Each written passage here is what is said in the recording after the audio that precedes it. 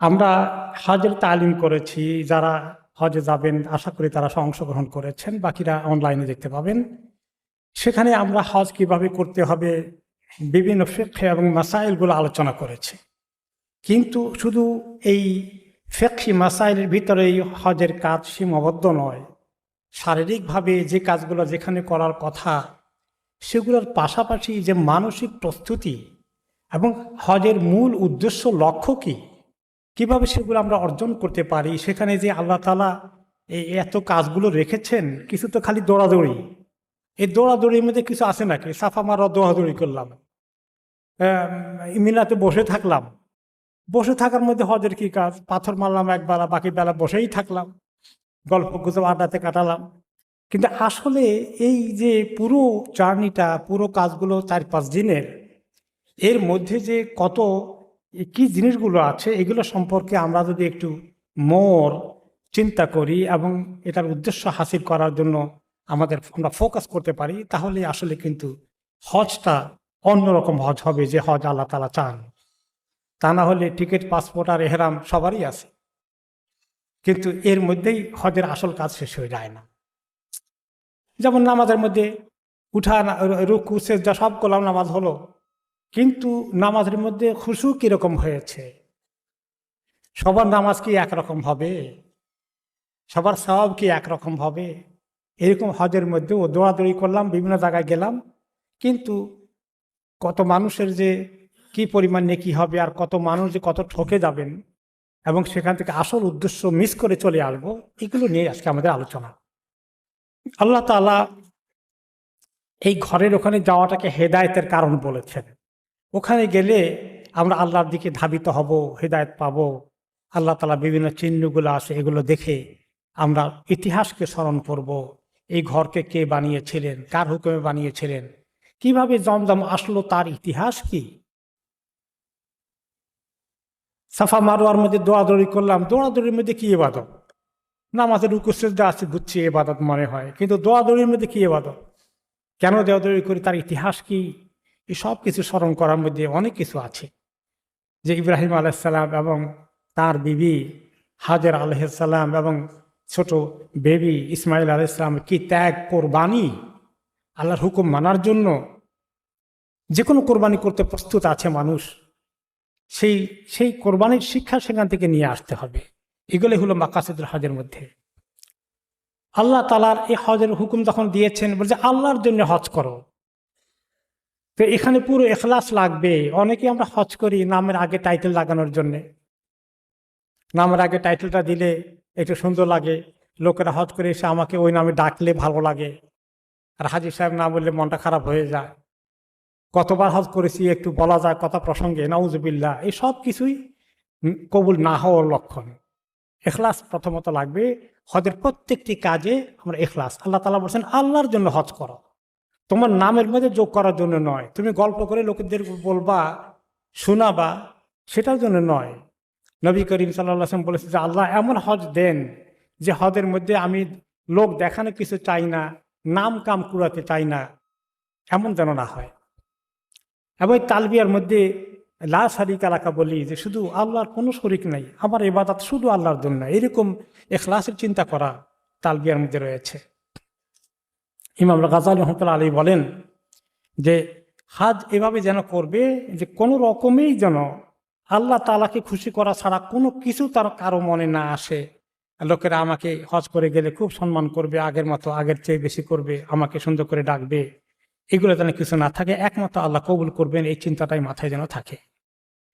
হজের মধ্যে কিছু কাজ আছে, এগুলোর উদ্দেশ্য লক্ষ্য খেয়াল না করলে তেমন কিছু বোঝা যায় না। একটু আগে বললাম সাফা মারার মধ্যে দৌড়াদৌড়ি করছি, এই দৌড়াদৌড়ির মধ্যে কি আছে?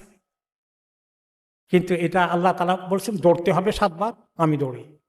পাথর মারলাম, পাথর তো শয়তানের গায়ে লাগে থাকে না,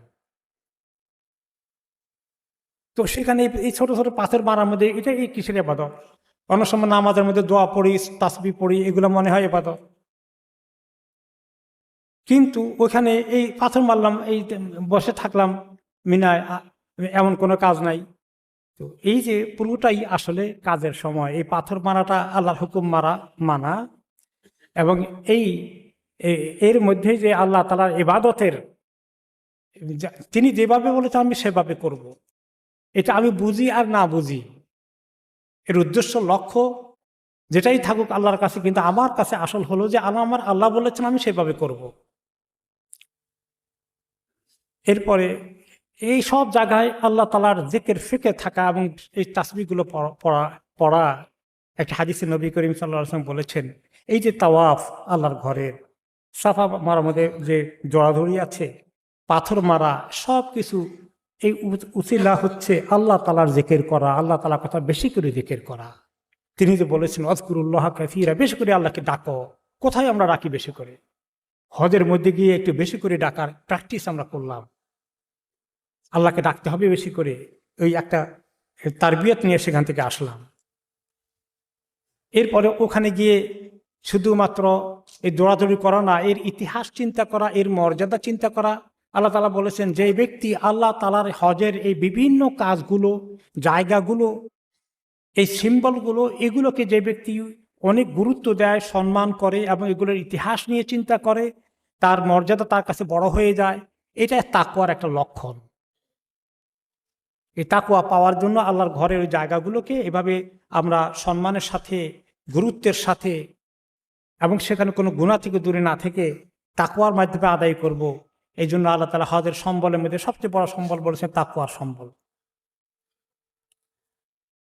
এবং হজের মধ্যে গিয়ে আমরা যখন দেখি যে সেখানে আমরা এই যে তাকওয়ার দরকার, হজের মধ্যে আল্লাহ তাকওয়ার কথা বলেছেন যে তাকওয়া বেশি করে নিয়ে আসো হজ করতে।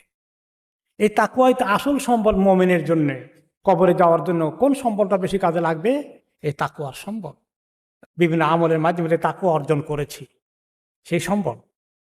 এই জন্য তাকওয়া শুধু হজের সময় নয়, সেখানকার ওই তাকওয়া সারা জীবনে যেন আমাদের চলতে থাকে।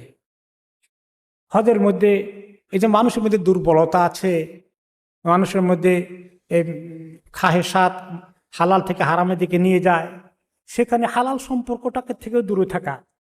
স্বামী স্ত্রী থাকলেও একটি সময়ের মধ্যে ইহরামের হালতে নিষেধ, এবং সেখানে কোনো ধরনের গুনাহ যেন কেউ না করে, এবং কোনো ধরনের ঝগড়া, বিতর্ক, তর্ক বিতর্ক, মাসালা নিয়েও যেন বেশি ইখতিলাফ শুরু করে দিয়ে নিজেদের মধ্যে দূরত্ব পয়দা না হয়ে যায়।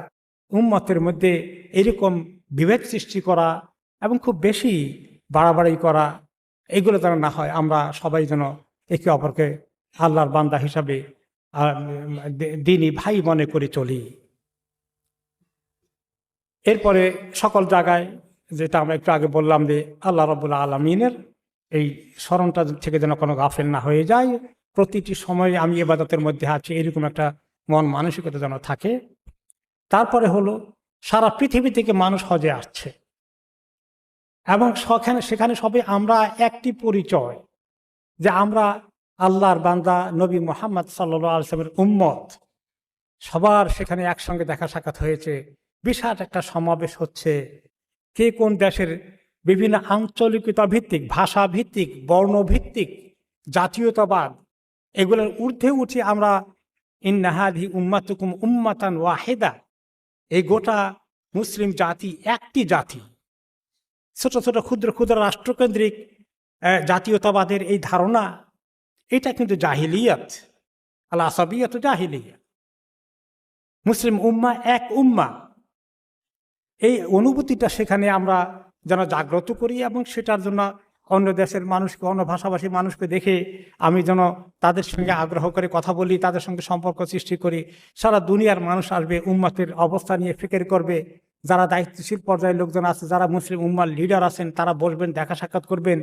উম্মতের যেখানে কষ্ট হচ্ছে, যেখানে তাদের সাহায্য করা দরকার, সেই ব্যাপারে সলা পরামর্শ করবেন, এই উম্মতেরকে নিয়ে ফিকির করবেন। এগুলো নিয়েই হজের মধ্যে সমস্ত উম্মতের এক চিন্তা, এক উম্মতের এই এক অনুভূতি, এক জায়গায় কষ্ট দেখলে আরেক জায়গায় কিভাবে আমাদের কষ্ট লাগছে, কিভাবে তাদেরকে সাহায্য করতে পারি।